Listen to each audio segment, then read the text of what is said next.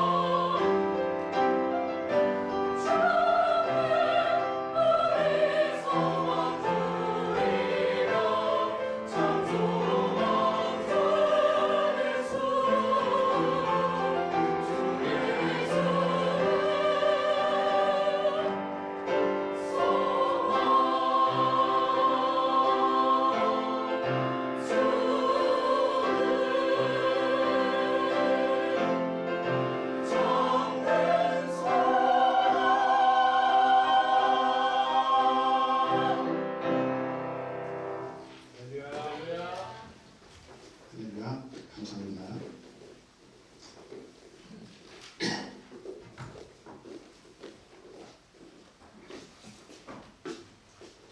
예수 그리스도 이름으로 하나님 말씀 전하겠습니다. 네, 다 같이 본문 말씀 에베소서 6장 15절에서 18절까지 말씀 보겠습니다. 여러분 주님께서 해주시겠습니다.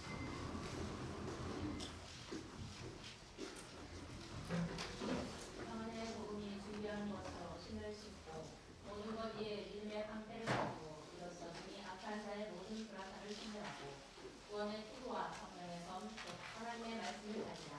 모든 기도와 간구를 하되 항상 성령 안에서 기도하고 이를 위하여 깨어 구하기를 항상 힘쓰며 여러 성도를 위하여 구하라. 예, 제가 잘못 전달했네요. 에베소 5장 16절부터 15절부터 18절인데요. 제가 한번 읽어드리겠습니다.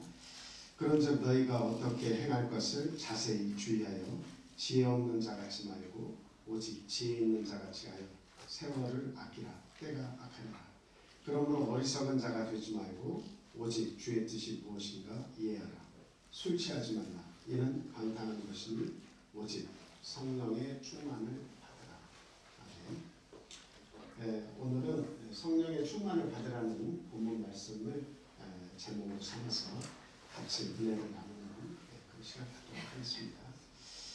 사도행전 2장 1절에서 4절을 읽고 먼저 시작하겠습니다. 현정민 씨 좀 읽어주세요. 사도행전 2장 1절에서 4절입니다.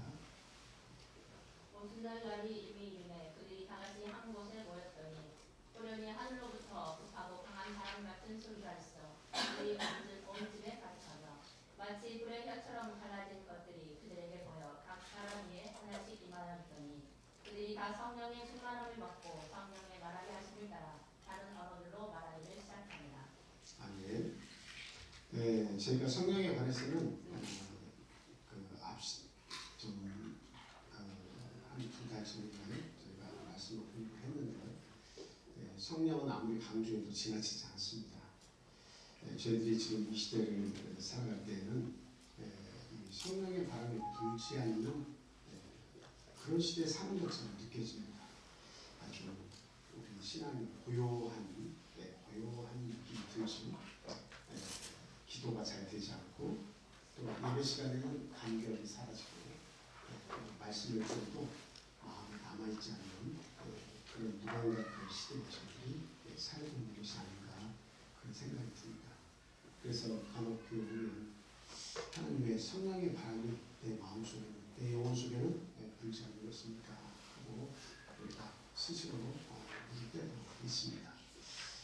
대단하게 풍차들이 많잖아요. 근데 한 풍차가 몇 년간 움직이지 않고 있어서 사람들은 저 풍차는 수명이 다했구나 이렇게 생각했습니다.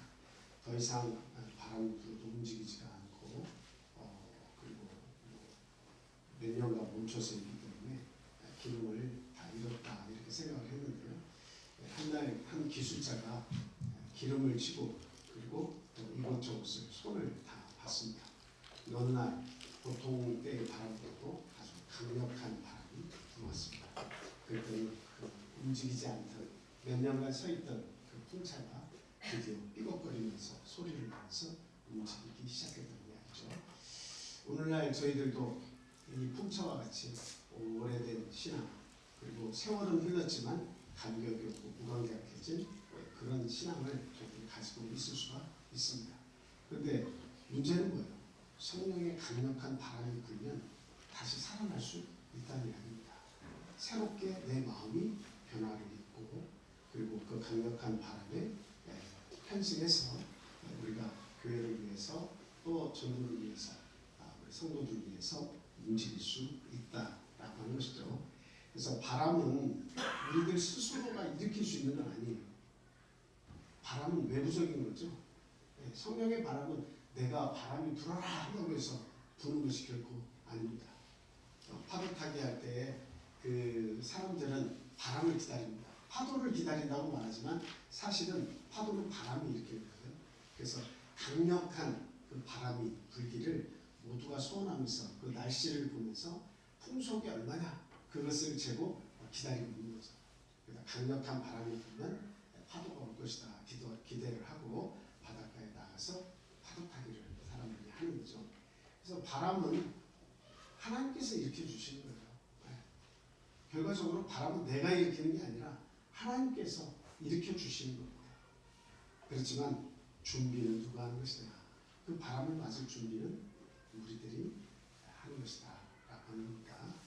마치 풍차가 돌도록 잘 돌을 수 있도록 기름을 치고 고장난 곳을 고치고 정비를 하는 것처럼 우리 스스로가 정비를 잘 해놓으면 성령의 바람이 불 때 정말 성령 충만을 입고 그리고 또 하나님의 뜻을 헤아려서 이 죄악 많은 이 시대에서 정말 술 취하지 않고 방탕하지 않고 하나님의 뜻을 준행할 수 있는 그런 신앙인이 될 수 있다라고 하는 사실입니다.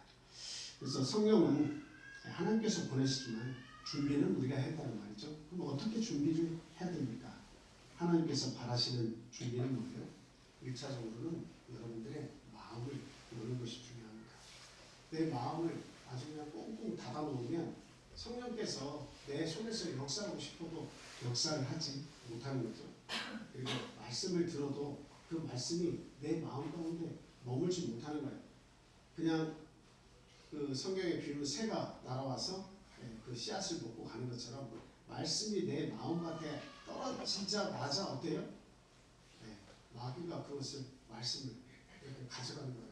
그러니까 내 마음은 항상 공허하고 내 마음 속에는 믿음이 자라지 않고 내 마음 속에는 항상 이 세상의 염려와 근심 또는 이 세상에서의 이세의 자랑 이런 것들에 내 마음이 자꾸 팔리는 겁니다. 그래서 일단은 마음을 여는 것이 중요해요. 어떤 것이든 교회에서 하나님께서 주시는 말씀이면 내가 다 받겠습니다. 순종하고 받겠습니다.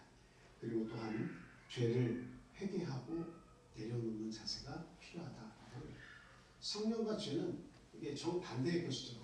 성령은 죄를 불태우는 것이고 죄는 성령이 내 안에서 역사하지 못하도록 활동을 합니다. 그래서 죄가 왕성하면 성령이 내 안에서 역사하기 어렵고 성령이 충만하면 죄가 내 안에서 역사하기가 힘들다라고 하는 사실입니다. 그래서 일단 1차적으로는 죄를 나의 죄가 있지 않습니까? 한 주를 살아도 한 달을 살아도 올 1년을 살면서도 어때요? 죄는 많이 생겨나요. 안 생겨나면 좋겠지만 그런 죄들이 내 안에서 끊임없이 살아난다 이거죠. 그래서 그 죄를 회개하고 교회 왔을 때 우리 주님의 십자가 앞에 내려놓는 것이 중요하다. 그래서 자꾸 죄를 주님 앞에 내려놓으세요. 나의 습관, 나의 잘못된 습관들, 또 내가 살면서 가지게 되는 악한 마음들 이런 것들을 자꾸 주님 앞에 내려놓으셔야 됩니다. 그리고 주님의 뜻을 구하는 기도가 필요합니다. 저는 지금 10분씩 예배에서 10분씩 이렇게 기도하자라고 하는 캠페인을 벌이고 있는데요. 저희들이 기도하는 습관이 없기 때문에 그 기도하는 것이 상당히 어색합니다. 그래서 기도를 할 때 기도를 어떻게 하는 것이지 매번 똑같은 레퍼토리가 반복되는 거예요. 똑같아요. 기도 어떻게 하면 되지? 그냥 마음속으로만 기도하면 되는 것인가? 성령으로 기도한다고 하는데 방언으로 기도하지 못하는 나는 어떻게 기도하면 좋은가? 그리고 방언으로 기도해도 이거 마음속으로 내가 기도하는 것이 이거 성령으로 기도하는 것인가? 이렇게 기도하는 것이 맞나? 이거 내가 만들어서 하는 것이 아닌가? 뭐 이런저런 생각들이 교차하면서 나중에는 어떻게 되냐면 시간이 많이 지나면 그냥 무감각해져요. 기도도. 그래서 그냥 막연하게 방언으로 기도를 해요. 물론 그것도 무익하진 않습니다. 방언은 바울서도 뭐라고 했습니까? 이는 하나님께 하는 것이 아니라 사람에게 하는 것이 아니라 하나님께 한다고 그랬어요. 알아듣는 사람이 없고라고 분명히 얘기했어요. 그래서 방언으로 우리가 기도하면 하나님께 기도하는 거예요. 그런데도 불구하고 우리의 기도가 무익하진 않다고 하지만 이게 너무나 오랫동안 기도를 이렇게 무의식적으로 하다 보니까 이게 어떤 율법적인 그런 기도처럼 되어버리는 것이 아닌가 그런 생각이 들기도 합니다.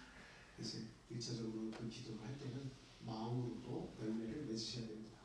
마음으로도 기도하고 영으로도 기도하고 그래서 내 마음속에서 자라나는 그 무엇인가 잘못된 것이 있으면 하나님께 고백을 하고 또 하나님의 뜻이 무엇인지를 분별할 수 있는 능력을 우리가 주시라고 항상 준비를 해야 됩니다.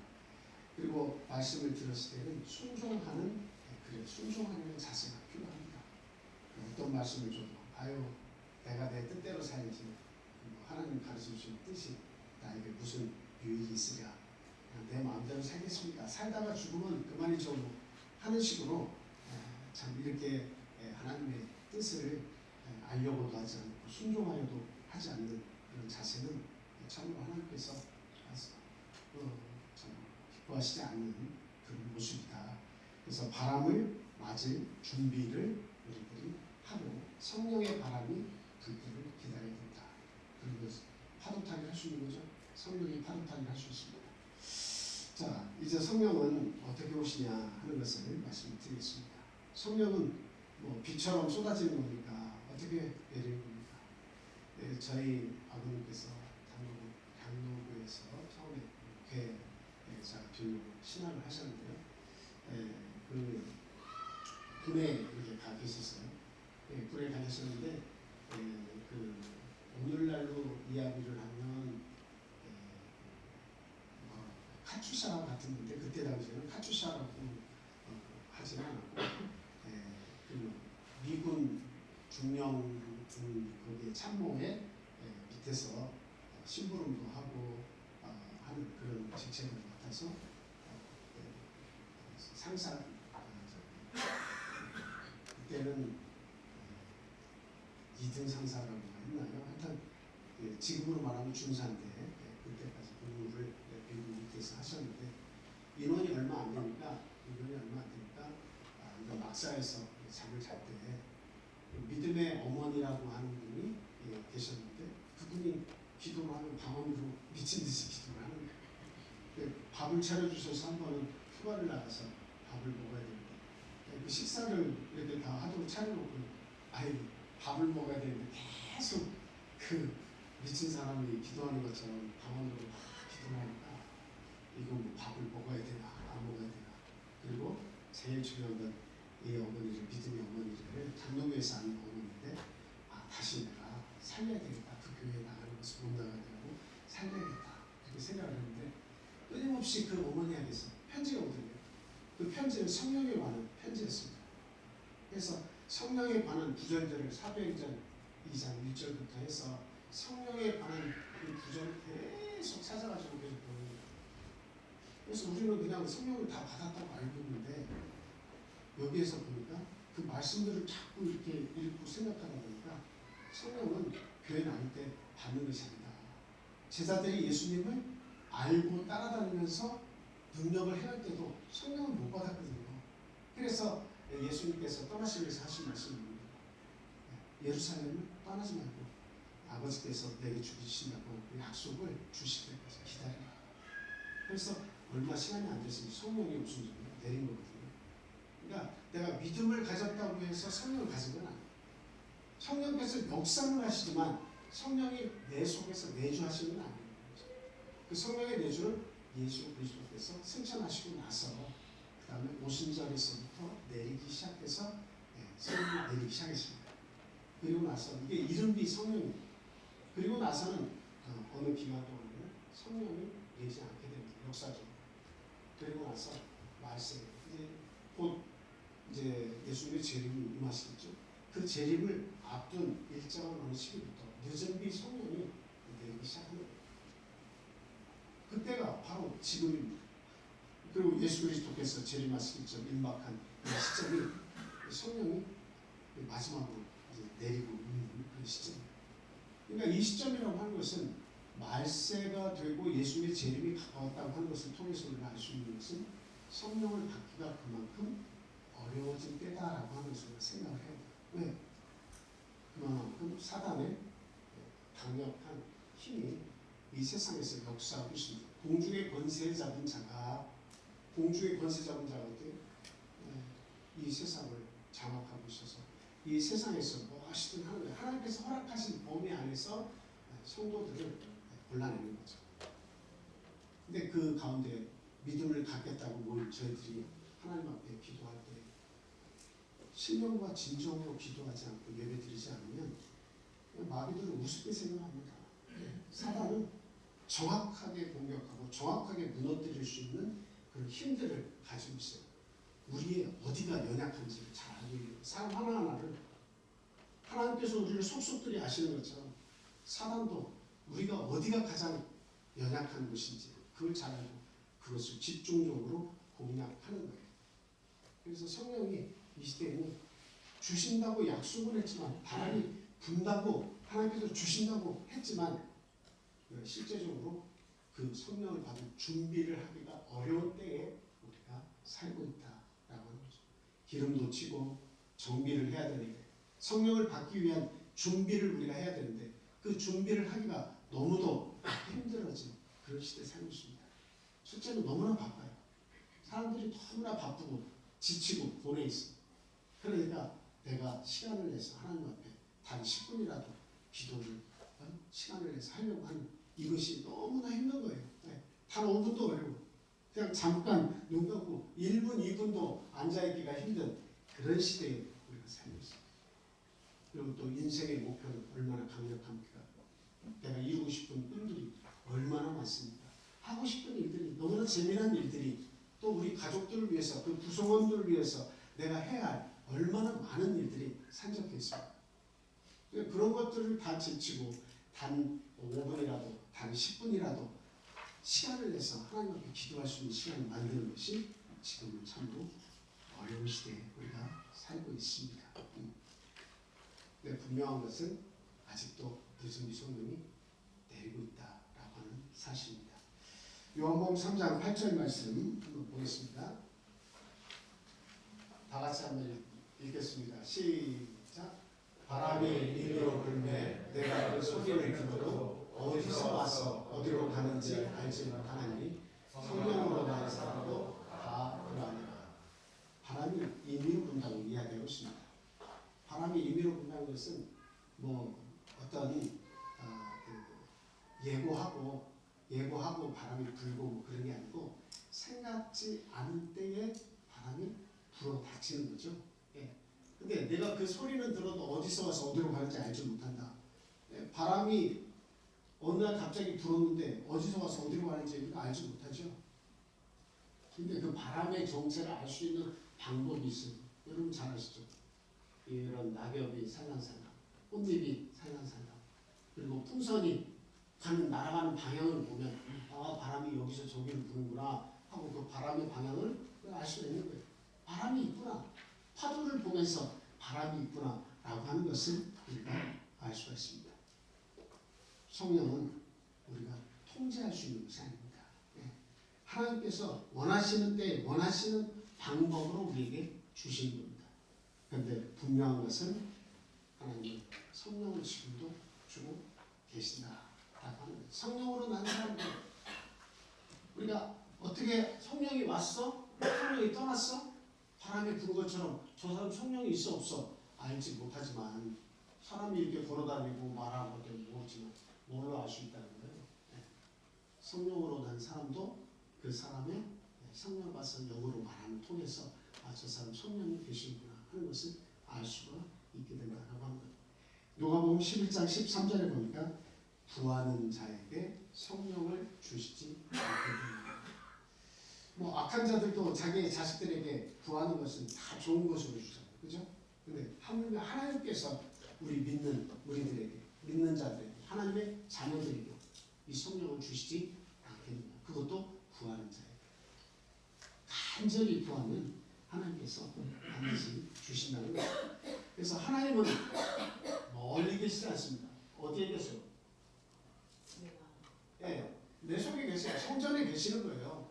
그리고 항상 하나님을 우리가 모시려고 마음만 열어놓으면 언제라도 하나님 오십니다. 우주 저 백억광년 멀리 떨어져 계신 게 아니에요. 하나님은 거기도 계시지만 온 우주에 충만하시고 오늘 내 마음속에도 충만히 거하실 수가 있습니다. 언제라도 찾아오시는 거예요. 멀리 계시잖아요. 근데 구하는 자에게는 바람처럼 불처럼 하나님의 그 능력을 가지고 나에게 달려오신다는 겁니다. 근데 중요한 것은 준비해야 되고 구해야 된다.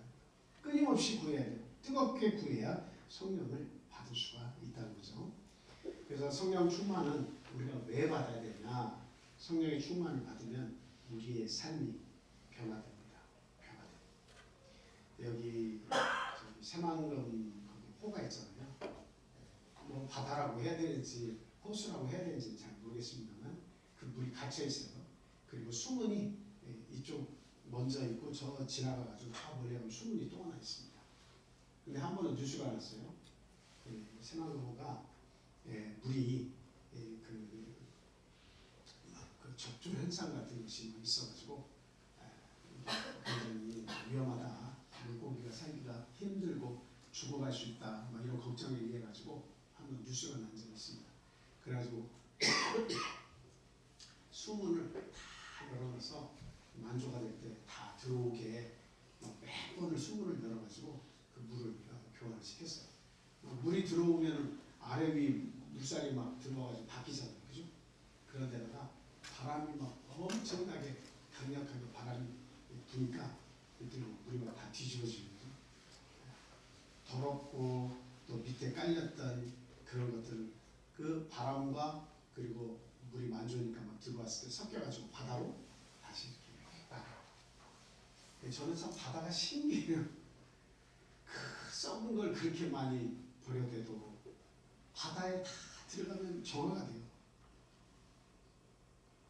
우리 사람들의 지금은 그렇게 하지 않습니다. 예전에는 사람들의 그 화장실에서 나오는 모든 배수를 어땠어요? 다 바다에 가지고 와서 다 버렸습니다. 근데 그 바다에 버리면 뭐 바람이 불고 태풍이 불고 비가 내리고 그냥 한바탕 이 바다가 다 뒤집어지면 정화가 다 돼요. 하나님께서 만들어 놓으신 이 지구가 참 얼마나 신기한 일들이 많은지 참 감탄할 수밖에 없어요. 어쨌든 그 새만금 호가 다시 살아나게 돼서 잘 보세요. 여러분들이 관심을 가지고 보시면 색깔이 좀 달라요. 갇혀있는 물 색깔하고 바다 색하고는 분명하게 다릅니다. 지금도 달라요. 근데 예전에 뉴스가 날 때 한번 제가 거기를 지나가면서 봤더니 색이 너무 차이가 나는 거예요. 근데 어느 정도 시간이 지나고 나서는 색이 좀 비슷해졌는데 완벽히 똑같아질 수는 없어요. 근데 그럼에도 불구하고 바람이 불면 뒤집어진다. 성령의 바람이 우리의 영혼 속에 불면 똑같아요. 멈춰있던 마음이 흔들리게 돼요. 하나님에 대한 열심이 없었는데 성령의 바람이 불기 시작하면 내 마음에 선한 욕심이 생겨요. 하나님의 일을 하고 싶은 그런 마음들이 막 생깁니다. 그리고 내 마음속에 5년, 10년, 20년 뭉어진 상처들이 있어요. 풀어지지 않는 거예요. 용서가 안 되는 거예요. 그런 것도 성령의 바람이 불고 내 안에 임재하게 되시면 어때요? 그게 용서가 되는 거예요. 용서가 되는 거예요. 우리는 보통 그런 이야기를 해요. 이제는 건널 수 없는 강을 건너버렸다. 끝났다는 이야기죠. 그래서 도무지 용서가 안 되는 거예요. 난 죽을 때까지 이것만큼은 용서 못해 라고 하는 일들이 있어요. 우리 마음속에. 난 절대로 이거 이해 안 해요. 아무리 나에게 찾아와서 석고 대죄를 한다 한들 나는 절대로 용서할 수 없어 라고 하는 일들이 우리의 삶 속에 반드시 있습니다. 근데 강력한 성령의 바람이 불어오면 그 응어리지는 것도 어때요? 자도 모르게 풀어져. 내가 이것을 가지고 살아야 무슨 이유가 있겠느냐. 내가 인생을 얼마나 산다고. 살 가치도 없는 인생. 우리가 몇 년 사는 이거 살 가치도 없는 작은 인생을 살면서 그거 응어리진 것을 가지고 있으면서 5년, 10년, 20년 버티고 살아가는 그 인생이 얼마나 척박하겠느냐라고 하는 겁니다. 그래서 이런 상처가 풀어지는 거예요. 그리고 죽어가는 나의 열정이 다시 살아납니다. 저는 성가대를 이렇게 보면서 느끼는 거죠. 처음에 성가대가 결성이 되고 하실 때는 이게 내부적으로 불만들이 있는 것처럼 느껴졌어요. 막 이 말도 하고 저 말도 하고 다 힘든 거죠. 안 하던 것을 하려고 하니까. 근데 시간이 지나면 지날수록에 그 사람들에게 감동을 주고 그리고 또 본인들 스스로가 열심히 노력을 해서 참여를 해가지고 이렇게 스스로도 감동을 받고 즐거움하고 자원하는 마음들이 자꾸 생겨나니까 이거 어때요? 소리도 바뀌고 사람들은 더더욱 감동을 받고 이게 은혜가 되지 않습니까? 그래서 이 열정이 생기는 거예요. 이것만큼은 내가 교회에서 정말 최선을 다해서 해야겠다. 이런 열정이 막 생기는 거죠. 그래서 오순절 특히 우리가 말씀을 읽었습니다만 사도행전 2장에서 보면 오순절날 내린 성령의 바람은 이 제자들을 다 변화시킵니다. 여러분 대표적으로 그 가장 뭐라고 할까요?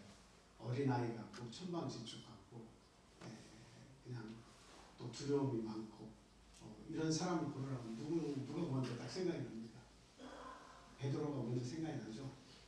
아주 골목대장 같긴 한데 용감한 것 같은데 용감하지 않고, 그리고 일 처리를 하는 데 있어서 매끄럽지가 못하고 그냥 생각나는 대로 내 마음속에 금방 뭔가 생각이 나는 대로 행동하는 그런 사람이 베드로인 거죠.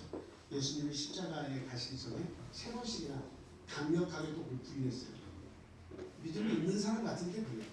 예수님이 능력을 행하실 때마다 함께하고 수제자라고 항상 어디든 데려간 사람인데도 불구하고 변화산에서 모세와 엘리야를 같이 만난 사람임에도 불구하고 어때요?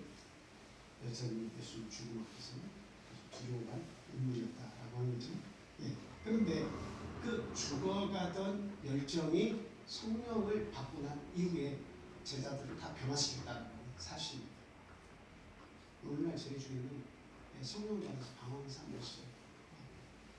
근데 삶이 변화되지 않는 경우가 많이 있습니다. 왜 그래요? 성령을 받았을 때 충만한 거예요. 여러분들 제가 항상 그 말씀을 드리지만 바닷가에 가면 이 발목 정도까지 들어가 있는 데서는 나오기가 쉬워요. 그렇죠? 밖에서 누가 부르면 금방 따라 나갈 수 있어요. 맛있는 치킨 왔으니까 빨리 와서 먹고 가. 그러면 이 무릎이나 이 허벅지 정도까지만 있어도 그냥 헤쳐나오기가 그런 대로 괜찮아요. 그런데 물이 이만큼 차면 어때요? 이만큼 찬데 빨리 와, 음식 식어 빨리 와 하는데도 이게 나가있습니까? 파도가 왔다 갔다 하는데 이만큼 돼서 발이 달랑말랑할 정도로 이렇게 물이 조그만하게 차 있는데 밖에서는 음식 식으니까 빨리 오라고 하는데 그게 마음대로 되냐고? 마음대로 되잖아요. 성령의 충만함을 입으면 내 생각과 내가 가진 견해, 내가 가진 생각, 내가 가진 계획, 이 모든 것이 내 마음대로 되지 않는 거예요. 누구 뜻대로 되는 거예요? 성령의 뜻대로 되는 거예요. 성령의 충만함이 나를 이끄시는 거죠.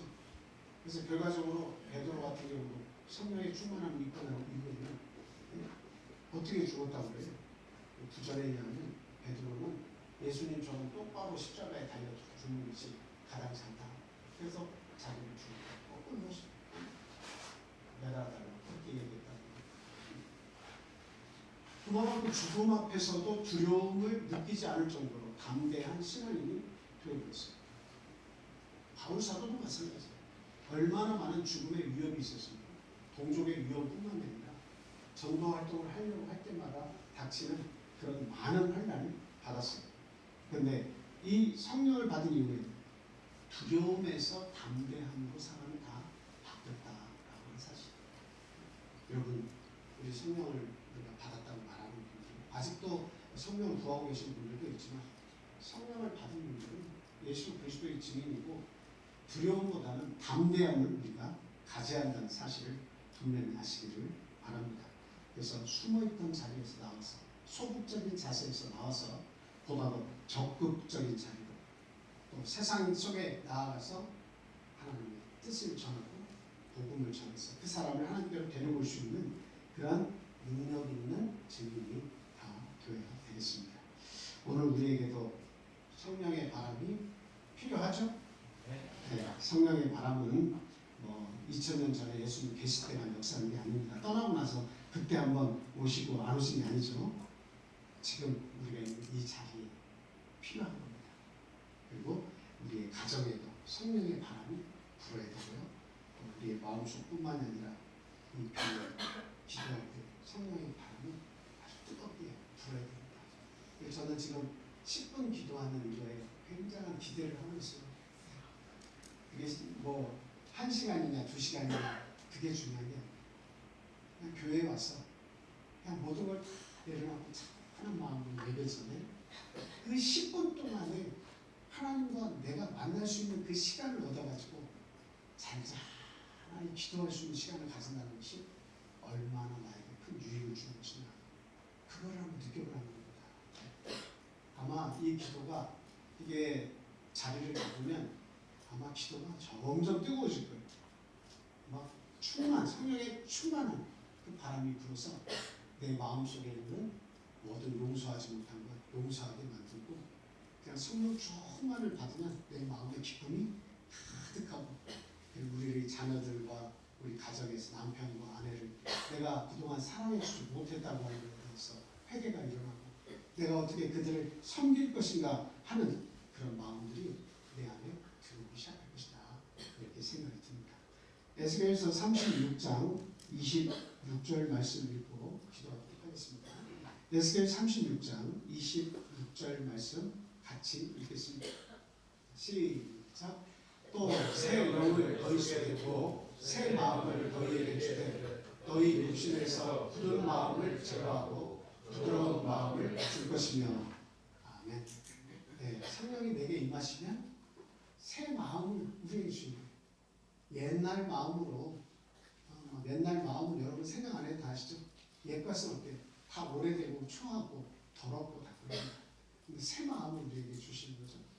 그리고 육신에서 굳은 마음을 제거한다. 딱딱해진 마음들을 부드럽게 그의 마음을 바꿔주신다. 한마디로 보면 에스겔서 37장에서 보면 군대가 다시 살아났어요. 그냥 에스겔 골짜기에 뼈들이 가득했는데 성령의 바람이 부니까 그 뼈들이 다 맞춰지고 살이 입혀져서 군대가 되었더라. 에스겔이 본 환상처럼 저희들 이 자리에도 성령의 충만한 바람이 불어야 되겠습니다. 항상 기도하기를 사모하고 또 교회와 성도들과 이웃을 섬기는 데 새 마음을 가지고 섬길 줄 아는 저와 여러분 되시기를 예수님 이름으로 축원드립니다. 다 같이 기도하겠습니다. 할렐루야. 사랑과 은혜가 충만하신 예수 그리스도 이름으로 기도합니다. 우리를 죄에서 구원해 주시고 하나님을 아버지라 부를 수 있도록 인도해 주시는데 감사드립니다. 우리들에게 성령을 부어주셔서 성령의 내주를 통해서 성령의 뜻에 순종하며 살도록 인도해 주시고 말할 수 없는 탄식으로 우리를 위해 친히 강도해 주시며 진심으로 감사드립니다. 아직 성령을 받지 못한 분들에게는 하나님의 거룩한 성령을 하나님께서 내려주시기를 간절히 소망합니다.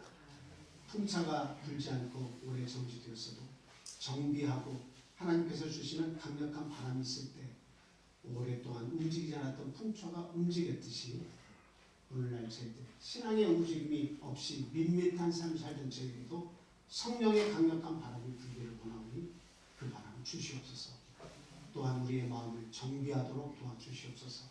딱딱한 마음과 용서하지 못하는 마음과 내 계획과 내 삶으로 이 세상을 살아가려고 하는 그 마음들을 하나님 성령의 바람을 통해서 그것을 낮은 자의 모습으로 다 바꿔주시고 온전히 하나님의 말씀에 순종하고 성령에 순종하려고 하는 그런 마음들을 저희들에게 허락해 주시옵소서. 지금의 이 교회에 또 우리들의 가정에 우리들 개개인의 마음속에 성령의 충만한 바람을 보내주셔서 우리들이 변화되고 교회가 변화되고 내 가정이 변화되고 이웃을 변화시킬 수 있는 그런 삶을 저희들에게 허락해 주시옵소서. 이 시각에도 참으로 건강을 위해서 기도하는 분들이 많이 있습니다. 하나님 그 한 사람 한 사람의 영혼을 하나님 지치지 않도록 하나님께서 돌봐주시고 성령의 강력한 바람으로 역사해 주시기를 또한 간절히 소망합니다. 건강한 육체를 하나님 허락해 주시기를 원합니다. 또한 멀리 떨어져 있는 우리의 가족들 또 믿음은 갖지 않았지만 사랑하는 가족과 이웃들 있습니다. 하나님 그 영혼들을 하루빨리 주님의 전에 모여 같이 예배드릴 수 있도록 그 영혼을 이곳으로 보내 주시옵소서. 오늘 안식일에 이루어지는 모든 절차 위에도 하나님 영광 받으시고 우리의 마음에 기쁨과 감사가 넘치는 시간 될 수 있도록 주장하여 주시옵소서. 예수 그리스도 이름으로 감사하며 기도합니다. 할렐루야. 아멘. 다 같이